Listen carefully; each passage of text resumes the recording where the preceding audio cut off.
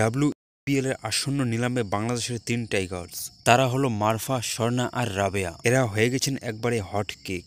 ভিত্তিমূলক রাখা হয়েছে 30 লক্ষ ভারতীয় রুপি, যেটা বাংলাদেশের টাকায় প্রায় 41,33,000 টাকা। অর্থাৎ 3 জনকে কিনলে দাম দাঁড়াবে, হিসাব করতে গিয়েই ফ্র্যাঞ্চাইজিগুলোর দম বন্ধ। ফ্র্যাঞ্চাইজিগুলো নাকি বলেই দিয়েছে, আমরা আগে দাম দেখে পানি খাবো, তারপর বিট করব। বন্ধুরা, আপনারাও মেরে যান, না মানে ভিডিওটিতে একটি লাইক আর চ্যানেলটিকে সাবস্ক্রাইব করে যান। যাই হোক, মারফা ইন সুইং এর দুনিয়া কাঁপানো থেকে ফর্ম কোথায় গেল রহস্য।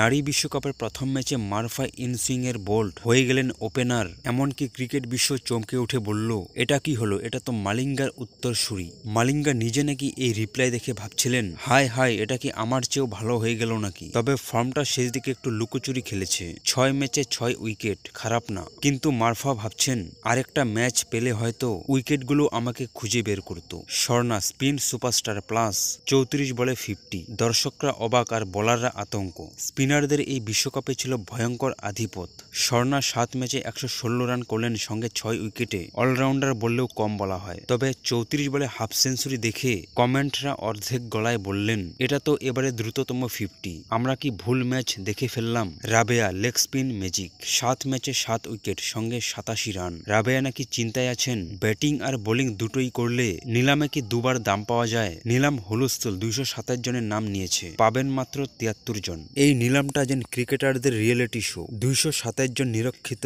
জায়গা আছে মাত্র 73 জনের। বিদেশি সল্ট তো আরো ভিআইপি, মাত্র 23টা। অর্থাৎ বাংলাদেশি 3 জনকে সেখানে ঢুকতে হলে একটু টাকা টুকা ভাগ্য খাটাতে হবে। অস্ট্রেলিয়া পাঠিয়েছে সবচেয়ে বড় দল, 23 জন। ইংল্যান্ড পাঠিয়েছে 22 জন। বাংলাদেশ পাঠিয়েছে 3 জন, মানে পাওয়ার টিম। ভারতীয়দের মেঘা লাইন আপ। 194 ভারতীয় ক্রিকেটার নিলামে, যাদের দেখে ফ্র্যাঞ্চাইজিগুলো এখনো ক্যালকুলেটর চার্জ দিচ্ছে।